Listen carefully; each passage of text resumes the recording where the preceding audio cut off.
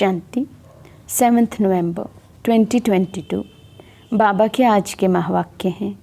बाबा समझाते, मीठे बच्चे, मनुष्य जो बाप को भूल दलदल में फंसे हुए हैं, उन्हें निकालने की मेहनत करो। विचार सागर मंथन कर सबको बाप का सत्य परिचय दो। बाबा कहते, मनुष्य आत्माएं दलदल में फंसी हुई हैं, विकारों के, विकर्मों के। उन्हें निकालना है, ये मेहनत हम बच्चों को करनी है। सभी आत्माओं तक बाबा का सत्य परिचय पहुंचाना है। प्रश्न है, गीता को किस धर्म का शास्त्र कहेंगे? इसमें रहस्य युक्त समझने की बात कौन सी है? बाबा समझाते, गीता शास्त्र है ब्राह्मण देवी देवता धर्म का शास्त्र। ब्राह्मण देवी देवताएं नमः कहा जाता है। इसे सिर्फ देवता धर्म का शास्त्र नहीं कहेंगे, क्योंकि देवताओं में तो ये ज्ञान है ही नहीं। ब्राह्मण ये गीता का ज्ञान सुनकर देवता बनते हैं। इसलिए ब्राह्मण देवी देवता दोनों का ही ये शास्त्र है। ये कोई हिंदू धर्म का शास्त्र नहीं कहा जाता। ये बहुत समझने की बातें हैं। गीता ज्ञान स्वयं निराकार शिव बाबा तुम्हें सुना रहे हैं, श्री कृष्ण नहीं। बाबा कहते, इस समय बाबा आकर हम बच्चों को सत्य गीता ज्ञान सुना रहे हैं। इस गीता ज्ञान को सुनकर शूद्र से ब्राह्मण और ब्राह्मण से फिर हम देवता बनते हैं। इसलिए गीता शास्त्र देवता और ब्राह्मण धर्म का शास्त्र कहा जाएगा। गीत है, न वे हमसे जुदा होंगे। ओम शांति। बाबा बच्चों को बैठ समझाते हैं अच्छी तरह से। कौन सा बाप? पारलौकिक बाप। लौकिक बाप को इतने बच्चे नहीं होते, पारलौकिक बाप के इतने बच्चे, अर्थात आत्माएं हैं जो याद करते रहते हैं, हे पतित पावन सर्व के सद्गति दाता, ओ परम पिता परमात्मा। तो पिता कहकर पुकारते हैं। परम पिता परमात्मा निराकार भगवानुवाच। निराकार परमात्मा तो एक होता है ना, दो नहीं होते। बच्चों की बुद्धि में बैठा है कि ऊंचे ते ऊंचा भगवान है। वे कहाँ रहते हैं? जहाँ आत्माएं रहती हैं। ईश्वर, प्रभु, भगवान कहने से सुख का वर्षा लेने की बात नहीं आती। बाप कहने से वर्षा याद आता है, परंतु मनुष्य बाप को नहीं जानते। तो बाबा कहते, दुनिया में मनुष्य आत्माएं भगवान को ईश्वर, अल्लाह, खुदा सब कुछ कहते हैं, लेकिन बाप नहीं समझते। वो संबंध नहीं जुटता है। तो जब तक संबंध नहीं जुटा, बाबा कहते वर्षे का पता ही नहीं होता, तो याद कहाँ से आएगा? भारतवासी ड्रामा अनुसार रावण मत पर अपनी दुर्गति करते हैं। तो पहले पहले ये समझाना है कि ब्रह्मा, विष्णु, शंकर सूक्ष्म शरीरधारी हैं, मनुष्य स्थूल देहधारी है। परंतु स्थूल व सूक्ष्म देहधारी को बाप नहीं कहेंगे। बाप परम पिता परमात्मा निराकार को कहा जाता है। भूल क्या हुई जो दुर्गति हुई? बाप द्वारा सच्ची गीता सुनने से सद्गति होती है। तो कोई को भी पहले पहले बाप का परिचय देना है, ये है मूल बात। परंतु कोई की बुद्धि में नहीं बैठता है। तब तो बाबा ने ये पोस्टर छपवाया है कि गीता का भगवान श्री कृष्ण बच्चा है या परमपिता परमात्मा। गीता किस धर्म का शास्त्र है? ब्राह्मण देवी देवता धर्म का कहना ठीक है। जैसे क्रिश्चियन का धर्म शास्त्र बाइबल है, ऐसे गीता को सिर्फ देवी देवता धर्म का शास्त्र नहीं कहेंगे। जब तक ब्राह्मणों को ना मिलाएं, कहते हैं ब्राह्मण देवी देवताएं नमः। बाबा ने बताया है देवताओं में ज्ञान है नहीं। वे ये भी नहीं जानते कि गीता कोई हमारा धर्मशास्त्र है। ज्ञान है ब्राह्मणों को।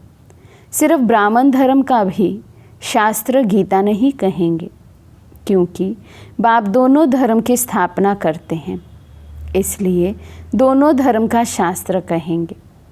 वहाँ तो कह देते कि हिंदू धर्म का शास्त्र है, आर्य का भी कह देते हैं। आर्य समाज तो दयानंद ने स्थापन किया है। वे भल नया धर्म है, परंतु वे कोई देवी देवता धर्म के नहीं हैं। मूल बात है गीता का भगवान कौन। गीता में श्री कृष्ण का नाम डाल गीता को खंडित कर दिया है, क्योंकि मेरे से बुद्धि योग टूट गया है। बाबा कहते भक्ति मार्ग में मुझे जानते ही नहीं यथार्थ रीति, ना ये जानते हैं कि गीता ज्ञान आकर शिव बाबा ने दिया। बाबा कहते कृष्ण का नाम डालने से जैसे गीता ही खंडित हो गई है, कुछ भी जानते नहीं। गीता में देखो बातें कितनी बताई हैं और गीता पाठशाला का मान कितना है।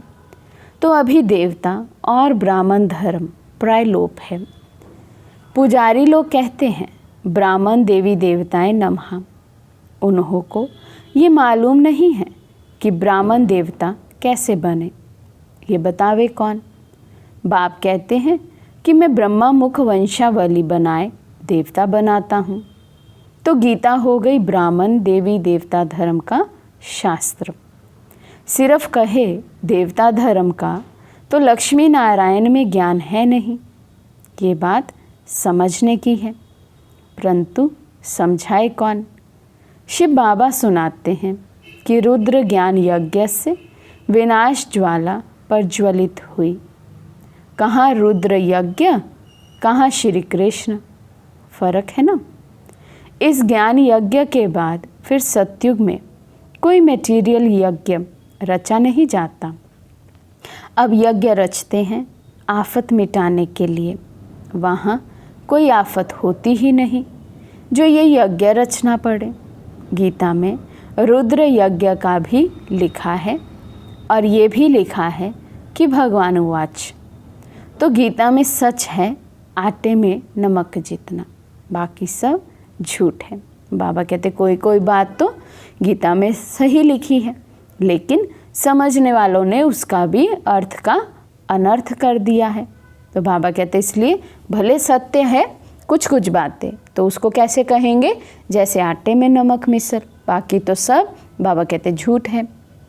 अब ये विचार सागर मंथन शिव बाबा नहीं करेंगे, ब्रह्मा और ब्रह्मा कुमार कुमारियों को करना है। इस समय मनुष्य तो एकदम दलदल में फंसे हुए हैं। दलदल से निकलने में बड़ी मेहनत लगती है, तब तो बाप को पुकारते हैं। बाप कहते हैं तुमको 5 विकारों रूपी रावण पर ही जीत पानी है। फिर सतयुग में तुम जीवात्माएं सुख में हो। जो भी सत्संग है वहाँ तुम जाकर पूछ सकते हो, डरने की कोई बात नहीं। सब अंधकार में पड़े हैं, मौत सामने खड़ा है और कहते हैं अभी तो कलयुग में 40,000 वर्ष पड़े हैं। इसको कहा जाता है घोर अंधियारा। कुंभकर्ण की नींद में सोए पड़े हैं। कहते हैं भक्ति का फल भगवान देने आता है, सद्गति देता है, तो दुर्गति में है ना। बाबा कहते जब खुद ही कहते हैं कि भगवान भक्ति का फल देने आते हैं, भगवान सद्गति करने आते हैं, तो इसी से क्लियर है कि अभी दुर्गति में है। इसलिए बाबा कहते सब कुंभकर्ण की नींद में सोए हैं। खुद ही कहते हैं कि दुर्गति में है और खुद ही स्वीकार भी नहीं करते हैं। गीता में अगर शिव परमात्मा का नाम होता तो उसको सब मानते। तो बरोबर निराकार ने राजयोग सिखाया था। युद्ध के मैदान की कोई बात ही नहीं है। युद्ध के मैदान में इतना बड़ा ज्ञान कैसे देंगे। बाबा कहते जैसे बताया जाता है श्री कृष्ण ने युद्ध के मैदान में ये गीता का ज्ञान दिया। तो बाबा कहते एक तरफ युद्ध चला हुआ है, इतने बड़े मैदान में केवल एक अर्जुन को ही ज्ञान दिया, ऐसे तो हो नहीं सकता है। राजयोग कैसे सिखाएंगे? मुख्य धर्म 4 है, धर्मशास्त्र भी 4 है। अभी तो अनेकानेक धर्म, अनेक शास्त्र, अनेक चित्र हैं। अब बच्चों की बुद्धि में बैठा है कि ऊंचे ते ऊंचा है शिव बाबा, फिर नीचे आओ तो ब्रह्मा विष्णु शंकर, फिर साकार में लक्ष्मी नारायण, फिर उनकी डायनेस्टी, संगम पर ब्रह्मा सरस्वती। बस रुद्र यज्ञ जब रचते हैं तो शिव का लिंग बनाए, पूजा कर फिर डुबो देते हैं। देवियों की भी पूजा कर फिर डुबो देते हैं। तो गुड्डे गुड़ियों की पूजा हो गई ना, क्योंकि उनका ऑक्यूपेशन कोई नहीं जानते। उनकी महिमा है पतित पावन। तो कैसे पाप आत्माओं को पावन बनाते हैं? अभी तो तुमको जाग कर जगाना है, अर्थात बाप का परिचय देना है, खुद जगे रहना है, माया से बचकर रहना है। और बाबा कहते अनेक आत्माओं को भी जगाना है। अज्ञान निंद्रा से जो सोए हुए हैं उन्हें जगाकर ज्ञान मार्ग में लाना है। बाबा कहते अभी तो तुमको जाग कर जगाना है, अर्थात बाप का परिचय देना है। बाप को जानते नहीं, सिर्फ पैसा कमाते, कथा सुनाते रहते हैं। इससे क्या हुआ?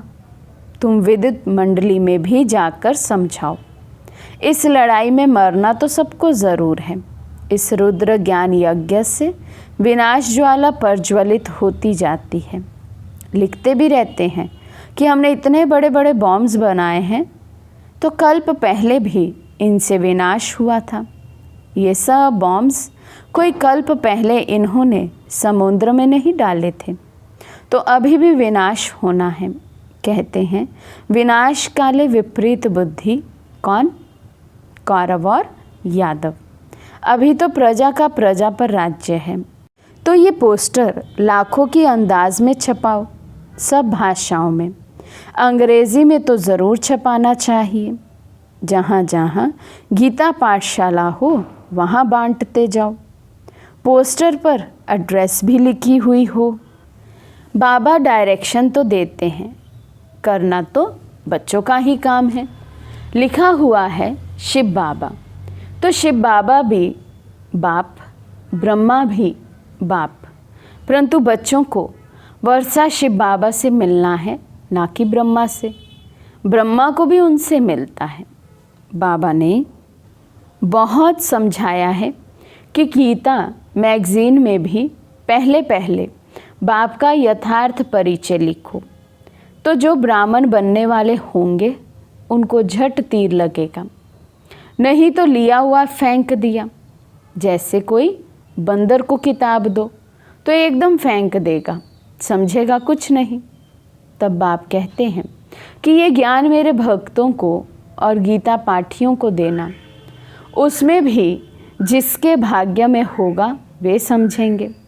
बाप कहते हैं ये तो है ही नर्क। यहाँ जो भी बच्चे आदि पैदा होते हैं, एक दो को दुख देते रहते हैं, एक दो को काटते रहते हैं। बाकी जो गरुड़ पुराण में विश्व वैतरणी नदी दिखाई है वे तो है नहीं। ये दुनिया तो नर्क है। तो बच्चे जानते हैं आज नर्कवासी फिर संगमवासी बनते हैं, कल फिर स्वर्गवासी बनेंगे, इसलिए पुरुषार्थ कर रहे हैं। अच्छा, मीठे मीठे सिखी लदे बच्चों प्रति माता पिता बाप दादा का याद प्यार और गुड मॉर्निंग। रूहानी बाप की रूहानी बच्चों को नमस्ते। हम रूहानी बच्चों की रूहानी बाप दादा को दिल व जान सिक व प्रेम से नमस्ते नमस्ते नमस्ते जी।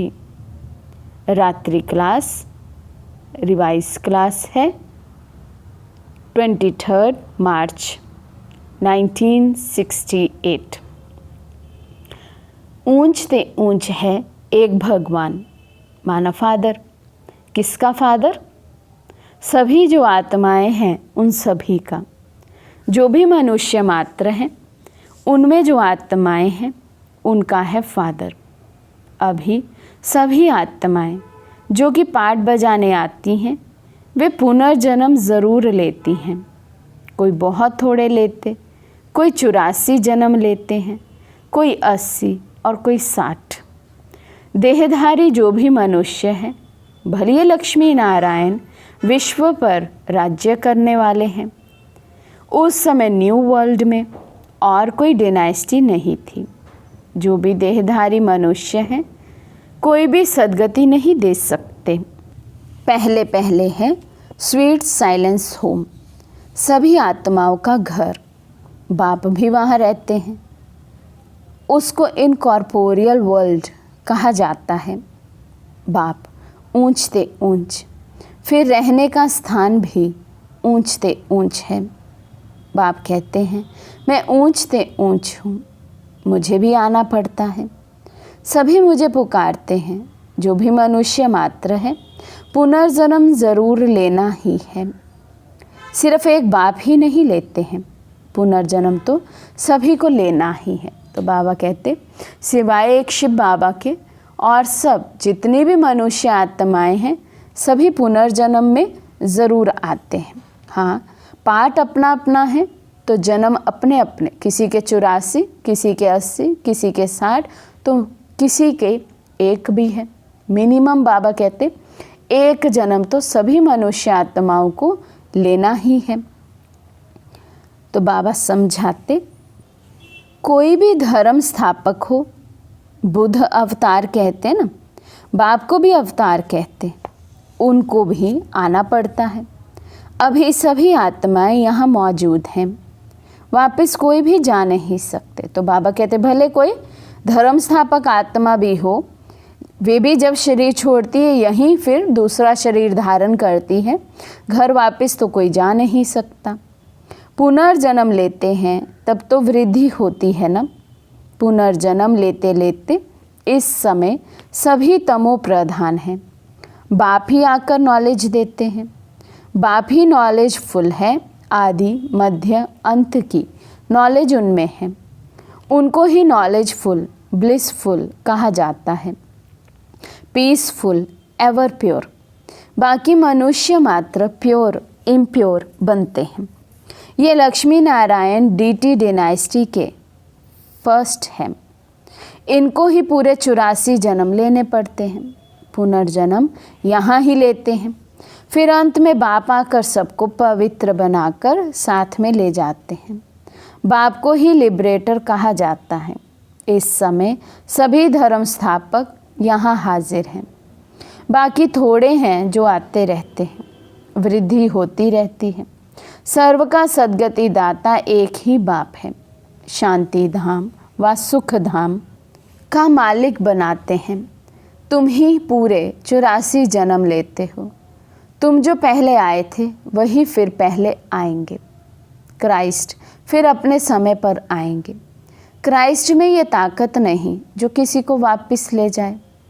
वापस ले जाने की ताकत एक बाप में ही है। इस समय है रावण राज्य, आसुरी राज्य। 84 जन्मों में विकार पूरे प्रवेश कर लेते हैं।